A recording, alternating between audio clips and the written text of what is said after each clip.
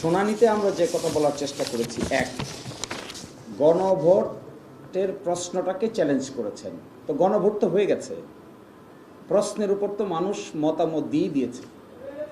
প্রশ্নেরকে যখন হা না উত্তর দিয়ে দেওয়া হয় তখন প্রশ্নকে চ্যালেঞ্জ করার মানে কি? অর্থাৎ এখন আর প্রশ্নকে চ্যালেঞ্জ করা হচ্ছে না, এখন চ্যালেঞ্জ করা হচ্ছে গণভোটের রেজাল্টকে।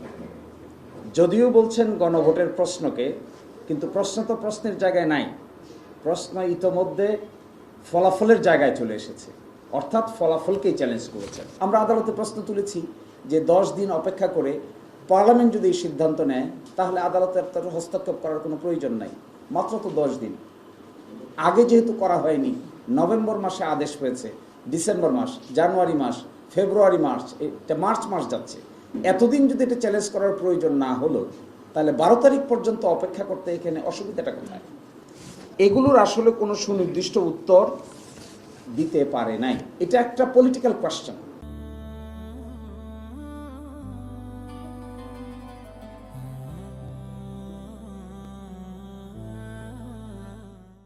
গণভোট অধ্যাদেশ সেকশন 3-কে যদি চ্যালেঞ্জ করেন, আবার জাতীয় গণপরিষদ গঠন না করতে চান, তাহলে আপনি জাতীয় নির্বাচনকে চ্যালেঞ্জ করেন না কেন?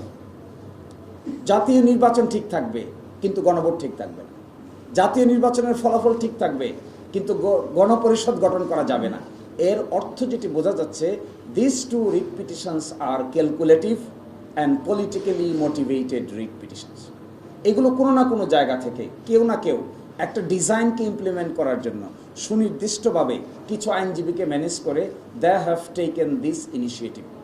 আদালতের সামনে এগুলো উপস্থাপন করে অতীতে আদালতকে ব্যবহার করে যে সমস্ত রাজনৈতিক সমস্যার সমাধান করার চেষ্টা করা হয়েছে সবগুলো বুমেরাং হয়েছে।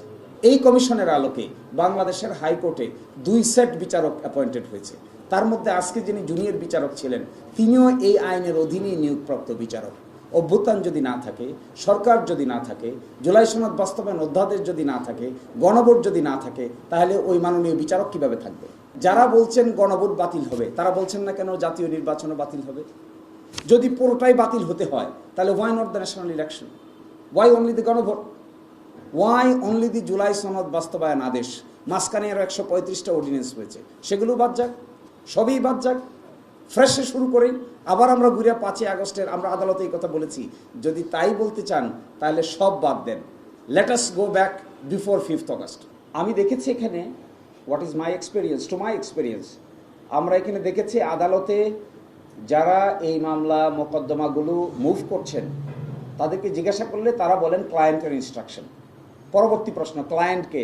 ক্লায়েন্ট হলো দেখা যাচ্ছে 2 জন আইনজীবী, সুপ্রিম কোর্টের 2 জন আইনজীবী হলো ক্লায়েন্ট।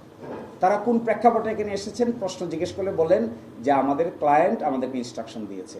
পিছনে গেলে দেখা যায় যে বা যারা দ্বিতীয় শপথ নিতে চাননি, দ্বিতীয় শপথ না নিয়ে এখানে একটা কেওয়াস বা কনফিউশন সৃষ্টি করার চেষ্টা করেছেন।